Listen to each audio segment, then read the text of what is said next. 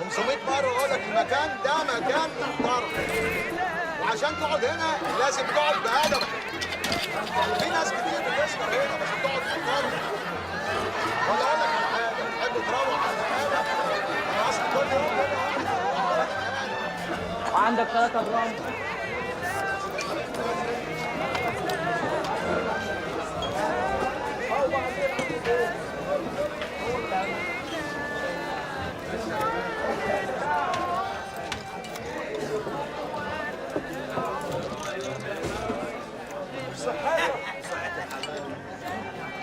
شوف لك مطرح تاني يا نعمان، الباشا مستني واحد صاحبه.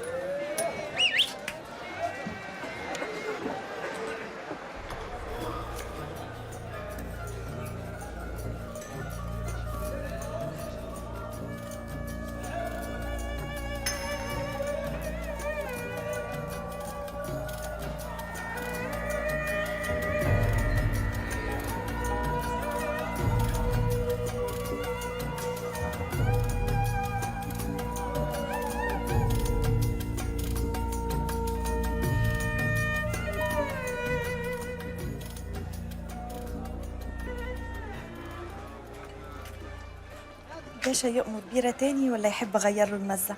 لا بيرة ايه؟ بيرة بتنفخ، تخلي الواحد يروح الحمام كتير. طب ما تطلب ويسكي يا باشا. لا ويسكي؟ انا لو خدت ويسكي عندكم هنا هخرج الاقي الدنيا ضلمه، وهتفضل ضلمه على طول. دمك عسل يا باشا. طب ما تروح بارات الفنادق، بارات ال5 نجوم، ما انت قادر.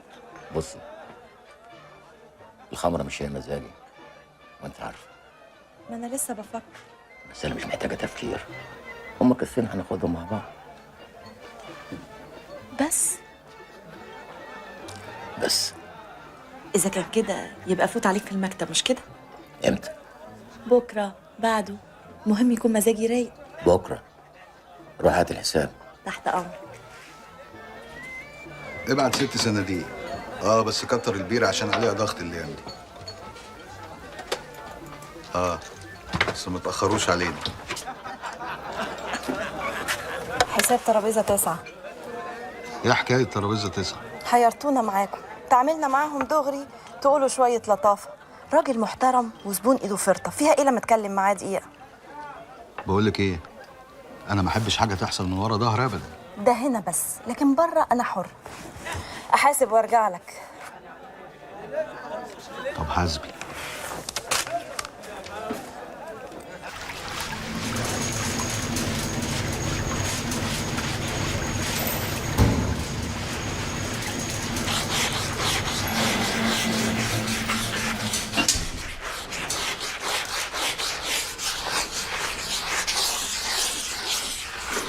ايه يا ولد يا طه؟ انت طالع غبي زي ابوك؟ في حد يمسح السلم في ساعه زي دي؟ يا عوني بيه، السلم ما ينفعش يتغسل غير بالليل، بتبقى الحركه عليه خفيفه خالص، لا حد بيطلع ولا حد بينزل. خلاص انت هتاخد وتدي معانا في الكلام. نشف لنا حته، خلينا نروح باب الشقه. تحت امر سعادتك يا باشا.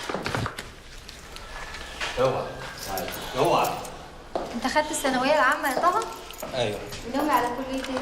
الحمد لله مجموعي دخلني كليه محترمه، بس انا قدمت اوراقي في كليه الشرطه. انت عايز تبقى ظابط وظابط بوليس كمان يا طه؟ طب ما تبقاش تنسى ترجع الدواسه قدام باب الشقه بعد ما تخلص شغلك.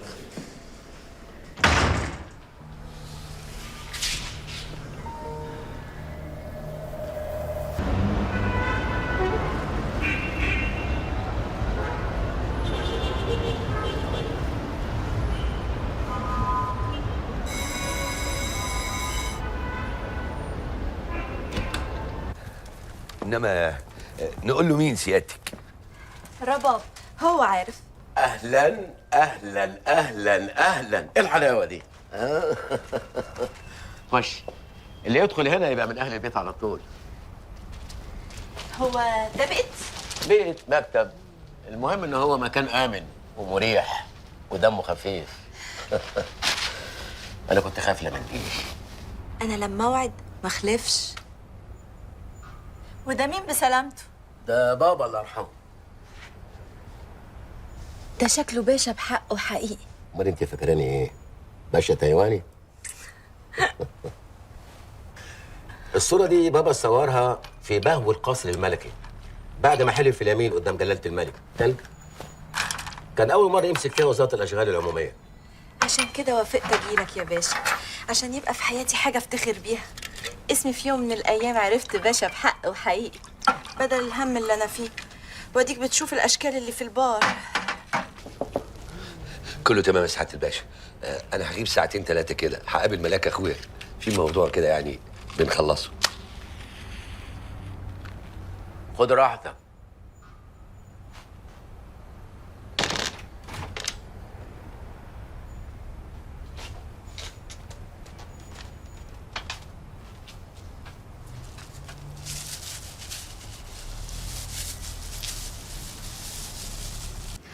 طبعا يا فندم، في كل الالوان اللي حضرتك تتخيلها، بس على فكره تسليم في خلال 3 شهور.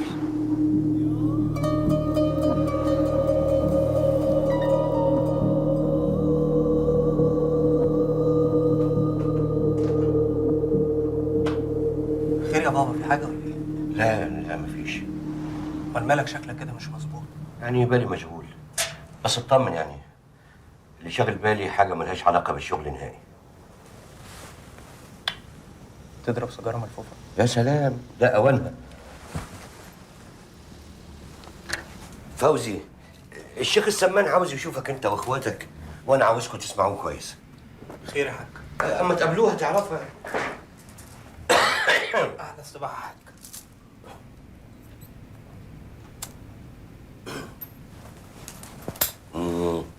طمني، اخبار الجماعه بتوع اليابان ايه؟ 100 100. اعتبر المساله دي عندنا خلاص. على البركه. ربنا يحوش عننا الكلاب اللي بتتلم حوالين الذبيحه. بالحق يا حاج، انا نسيت اقول لك. سليم زعتر مستخلص الجمارك فتح مكتب جديد وعلى الواسع، وراسه ألف سيف ان انت لازم تحضر الافتتاح.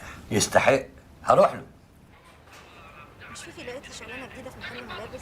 شغلانه فين بقى ان شاء الله؟ عند واحد اسمه طلال الشام. جرالي كده يا ابو سعيد، هي الدنيا ضاقت؟ مفيش غير طلال الشامي اللي هتشتغلي عنده؟ وطي حسك.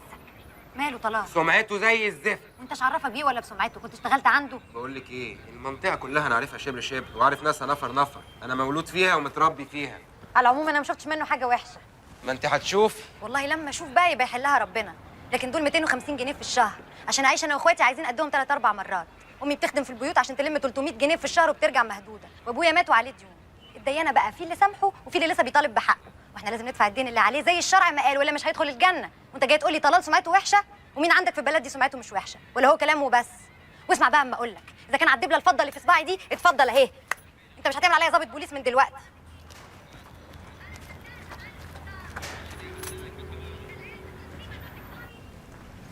سعاده الباشا. ازيك يا باشا؟ يا باشا.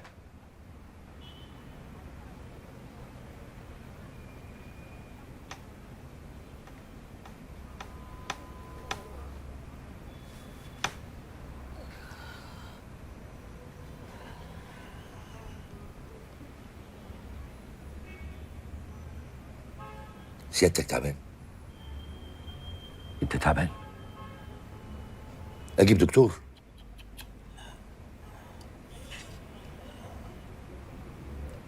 الساعه كام؟ 7:30.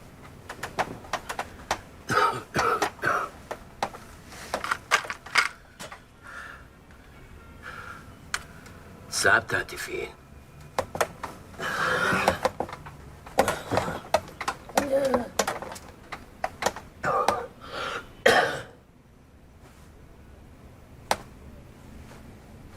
في حاجه يا باشا؟ المحفظه بتاعتي كان فيها 900 جنيه. انا سرقت يا فانوس. البنت خدت كل حاجه. دي خدت الخاتم بتاع دولة اختي، وخدت طقم اقلام دهب. مامي تاخد طقم اقلام دهب تعمل بيه ايه؟ يا هتبيعه يا هتديه لعشقها. احنا نبلغ البوليس. بوليس ايه؟ انت حمار. اقول لهم ايه؟ مش مهم الفلوس، المهم الخاتم بتاع الدولة لازم يرجع.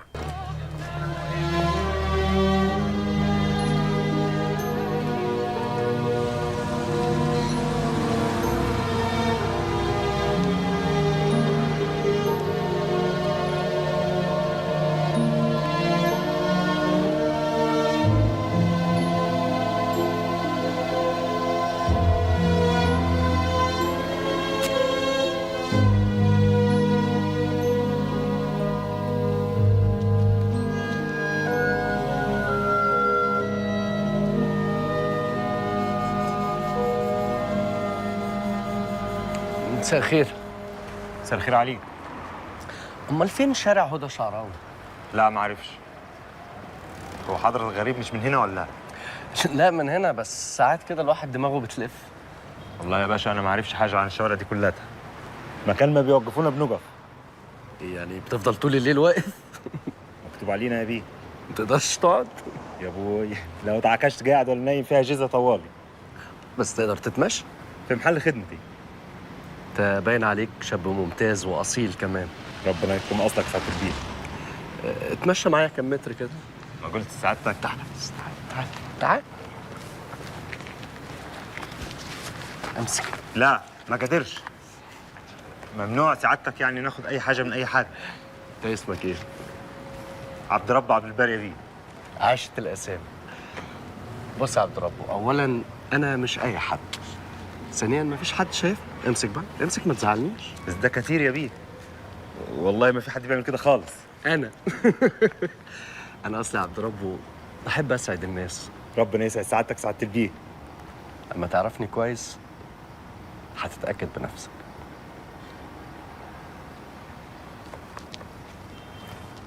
ربنا يبارك في سعادتك سعاده البيه.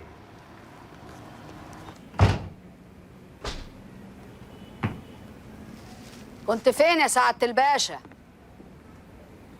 مساء الخير يا دولة. مساء الخير يا دولة. انت ايه حكايتك بالظبط؟ انت فاكر نفسك ساكن في اوتيل ولا في بنسيون؟ استنى هنا كلمني. ايوه يا دولة. انت عارف الساعة كام دلوقتي؟ بقى لي 4 ساعات مرزوعة مستنياك وخايفة عليك. انت فاكراني عيل صغير؟ انا هشيل همك ولا هم الامراض اللي في جتتي؟ دولة انا تعبان وعايز استريح. تعبان يا باشا؟ تعبان من ايه يا باشا؟ من الجري ورا النسوان الزبالة في الشوارع والبارات الوسخة؟ طب راعي سنك يا راجل يا اللي ما بتختشيش. ده انت رجل على باب الأوضة ورجل على باب القبر يا زكي. اعمل حساب لربنا في آخر أيامك. وبعدين تبقى مجنون يا زكي. مجنون لو تتصور إن في واحدة ست ممكن تعبرك وأنت بتبص لك يا ناقص يا شايب يا عايب. افتح الباب بدل ما كسر الباب على دماغك. يا اللي دوست على تاريخ عيلتك وضيعت صحة والدك الله يرحمه. افتح. عايزة الخاتم الألماس بتاعي.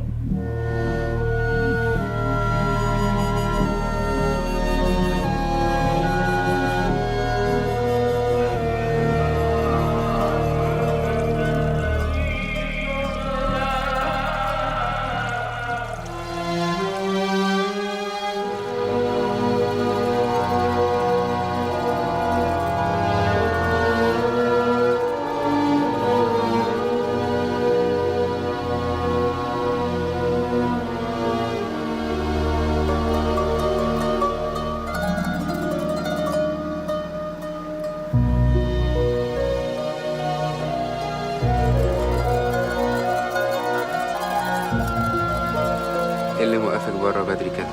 مستنياك. أنا غلطانة يا طه، بس لازم تعذرني. الدنيا عاملة حواليا زي الخاية، ساعات ما أعرفش أنا بقول إيه. هات الدبل. لا.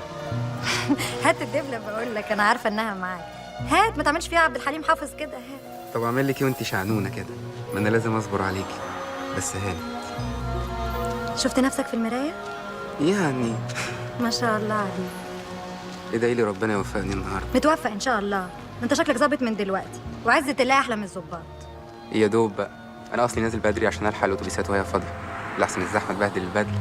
لا، انت تاخد تاكسي وتقعد ملك عشان اعصابك تبقى مستريحه، وادعي الدعاء اللي هقول لك عليه قدام لجنه الامتحان. قول اللهم اجعل كلمتي هي العليا وكلمتهم هي السفلى، وما تنساش المعوذتين. ماشي؟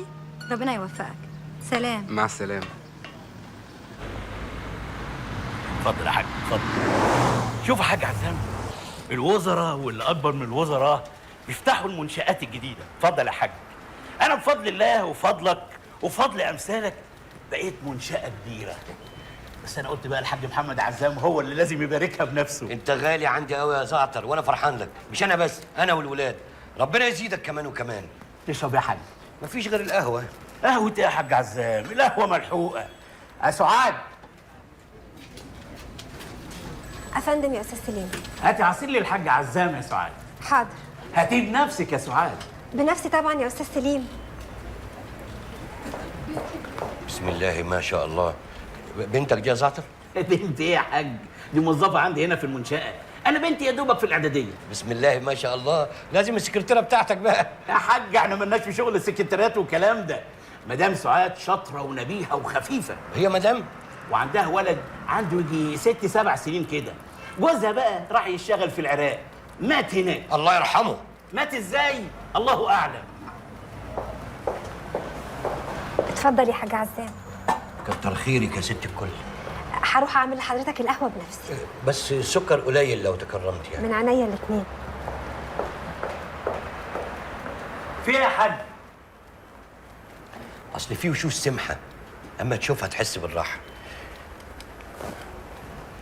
باين عليها بنت حلال. انت مجموعك كبير قوي يا طه، 89%. انت ليه فضلت كليه الشرطه عن بقيه كليات القمه؟ عشان اخدم بلدي يا فندم. طب ما هو خريج الهندسه برضه ممكن يخدم بلده يا طه. طبعا يا فندم، بس لو كل واحد خدم بلده في المجال اللي بيحبه هتكون خدمته افضل. عظيم. طب تفتكر ايه هي العناصر اللي يجب انها تتوفر في ضابط الشرطه؟ الانضباط، التشبع بروح العدل، الحزم، الشرف، واولا واخيرا لازم يكون انسان في كل تصرفاته. انت والدك بيشتغل ايه يا طه؟ موظف يا فندم. موظف ولا حارس عقار؟ يا فندم ما هو حارس العقار موظف برضه. صراحه. اللي بعده.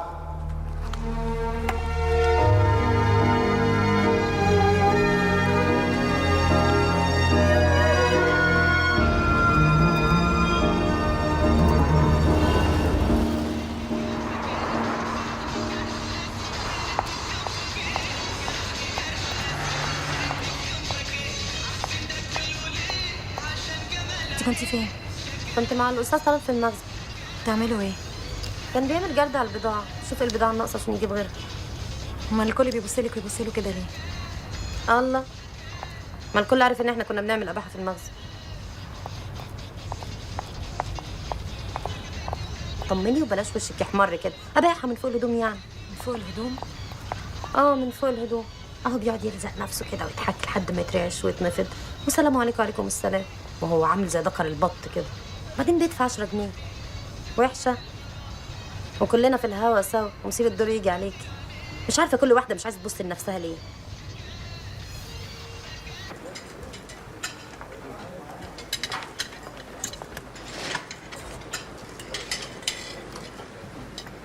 صدام حسين قتل كتير من المصريين، مش بعيد يكون هو اللي قتل جوز الموظفه اللطيفه دي. انا ما بحبش اكلمها في الموضوع ده. طب هي ليه ما اتجوزتش لغايه دلوقتي؟ مين هيتجوز واحده فقيره بتربي عيل ويا دوبك اللي جاي على قد اللي رايح؟ ده غير ان النسوان بقوا اكتر من البساريه. مين بقى اللي هيتجوز ارمله دبلوم تجاره وفي رقبتها عيل؟ انا. ايوه بس دي عيده خالص يا حاج، دي مفيش، دي بالنسبه لك لا تذكر.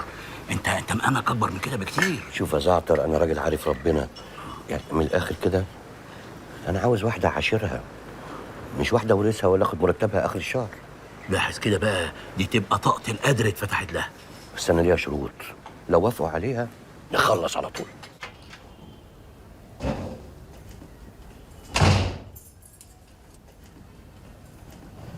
ضيعت الخاتم الالماس بتاعي يا سكر يا منحل، وتكذب عليا وتقول لي لسه ما رحتش للجواهرجي.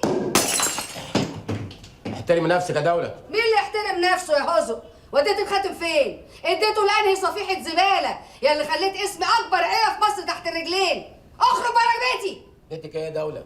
البيت ده بيت انا، بيت الدسوقي باشا. الدسوقي باشا اللي انت وسخت اسمه. انت اوسخ مني.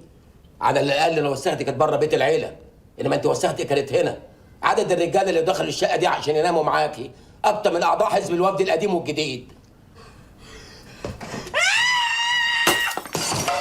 انت مخي خلاص بقى عجين، انت مكانك مش هنا، مكانك مستشفى المجانين. لما مستشفى المجانين مكاني، امال انت مكانك يبقى فين؟ ها؟ في البارات الوسخه طبعا، اقعد مع الجرابيع اللي بقيت زيهم، ولا انزل روح الشوارع، اجري يلا، اجري ورا النسوان اللي بتدور عليهم، اخرج بره بيتي. تاني بيتك؟ انا صاحب البيت ده، وانت اللي ضيفه، بس ضيفه الثقيله ورزله، انا ما عدتش مستحملك يا دوله. ولا انا يا اخي، يلا اخرج بقى، ما بقاش دوله بنت الدسوقي باشا، بخليتك عبره سكان العماره، يلا.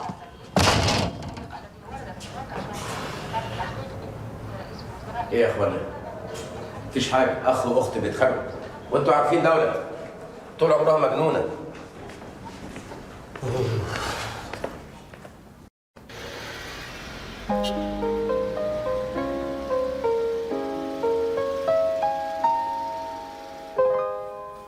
Quand il me prend dans ses bras, il me parle tout bas, je vois la vie en rose.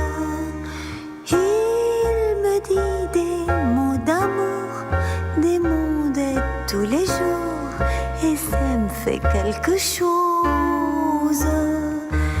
Il entre dans mon cœur une part de bonheur dont je connais la cause. C'est lui pour moi, moi pour lui dans la vie. Il me l'a dit, là j'irai pour la vie. Quand il me prend dans ses bras, il me parle tout bas, je vois la vie en rose. Il me dit des mots d'amour, des mots d'être tous les jours, et ça me fait quelque chose. Il entre dans mon cœur une part de bonheur dont je connais la cause. C'est lui pour moi, moi pour lui dans la vie. Il me l'a dit, là j'irai pour la vie. Quand il me prend dans ses كريستين والامور دي اغلى حاجه في حياتي. زكي انت مش تمام، مالك؟ طول عمرك بتعرفي اللي جوايا من غير ما اقول لك. انت زي التلفزيون مفتوح، انت في تمثيليه نكد. هو في نكد بس من غير تمثيليه. كله على ده جزمتك زي ما انت بتقول. يلا تعالى نقعد على الترابيزه.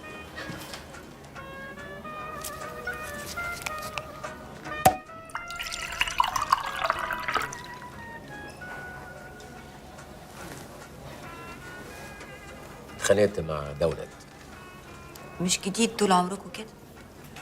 دي طردتني من البيت. مجنونه بس طيب. المره دي عملت حاجه كبيره؟ ضيعت لها الخاتم بتاعها. انا مستعد اجيب لها خاتم احسن منه. هو زكي تري اونتو نو. الست ممكن تنسى عشائها، جوزها، ابوها، انما مجوهرات نو. ما تسالنيش.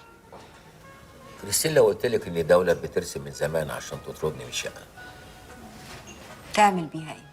تاخدها. لما تاخدها تعمل ايه؟ هتديها لاولادها.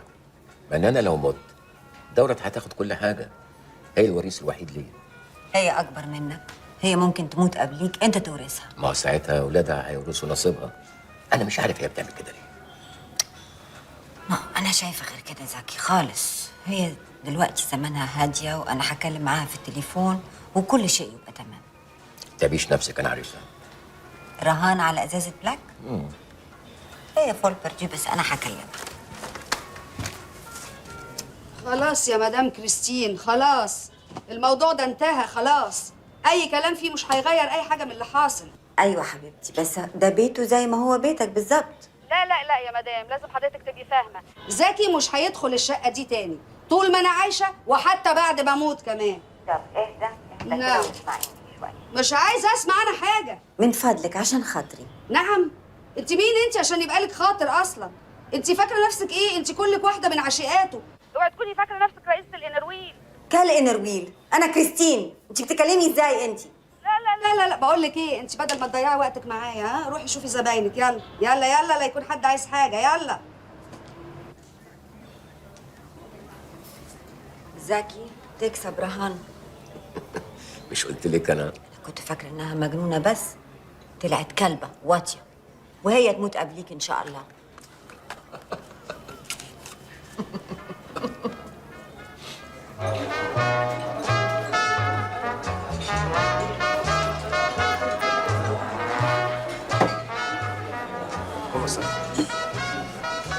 اهلا اهلا اهلا حاتم بيه، اهلا اهلا، منور منور خالص.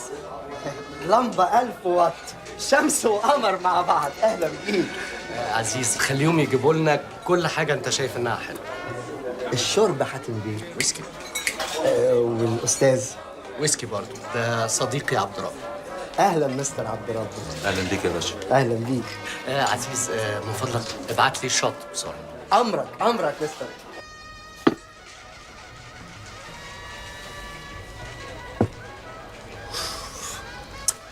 يلا عيش وملح يا عبد الرب، اشرب وكل يا عم. يا باشا والله ما كان ليه لزوم. انا حابب انك تبقى مبسوط يا عبده، مبسوط خالص. ربنا يبارك في سعادتك سعاده الباشا.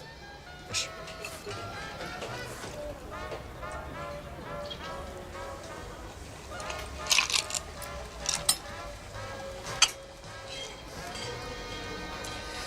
هو طعمه يعتبر مش حلو لكن لذيذ. لذيذ يا بيه. تعرف يا عبده، بعد ما تشرب كاس تاني هتحس انك عايز تعمل حاجات لذيذة، حاجات لذيذة جدا، ألذ حاجة في الحياة. عارفها يا بيه، بس انا مرض في البلد هناك في الصعيد الجواني. هو لازم يعني مع مرتك؟ على فكرة أغلب الستات ما بيكونوش لذاذ أوي.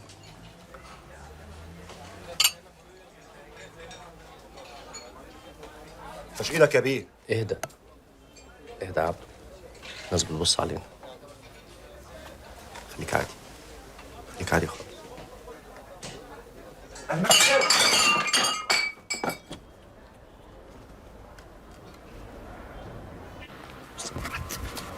عبد الرب، ربه ايه؟ انت مفيش عندك مخ؟ عايز تعمل لنا فضيحه؟ انت عارف ان انا اقدر اذيك، بس انا الاذيه مش طبعي. تقدر تقول لي هتروح فين دلوقتي؟ هنروح في نصيبك يا بيه. الحاجات اللي انت طالبها دي عيب وحرام وبتهز عرش السماوات والارض. طيب خلاص خلاص، تعالى تنيل تاوى لحد الصبح، والصبح بقى روح لحالك. يلا. ايه حكايه سكان العماره دول؟ لا بقى في اصول ولا حد بيقدر المسؤوليه. في ايه يعني كل واحد يتاكد ان قفل باب الاسانسير وراه؟ ده حاجه تقرف. اهلا حاتم بيه، مش فوق سكان العماره، واحد طلع بالاسانسير وساب الباب مفتوح. مين ده؟ يا زكي باشا، الاستهتار بقى شيء عادي. ما انا عارف. مين ده؟ لا ده معاه. معاه. لا بس الواد شديد بصراحه.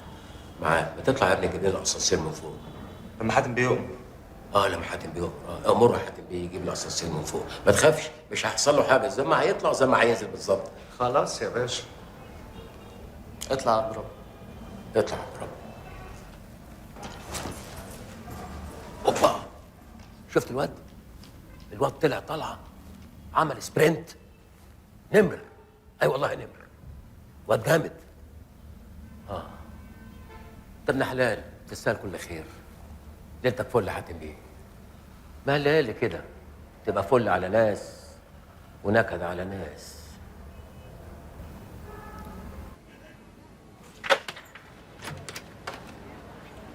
اتفضل اتفضل. مكسوف ولا ايه؟ هو سعادتك الراجل ده باشا بجد ولا تجليد؟ لا لا لا، ابوه هو اللي كان باشا بحقيقي، ومسك وزير مرتين ثلاثه زمان. امال هو بيشتغل ايه؟ ولا اي حاجه، عايش على شويه املاك سابهم ابوه، فاشل طول عمره، راجل انتيكه زي ما شفته كده، مسخه سكري بتاع ستات. ده مش انتيكه، ده روبابيكيا. طيب البيت بيتك بقى، انا مش هتاخر عليك. اتفضل اتفضل اتفضل. تعيش يا بيه.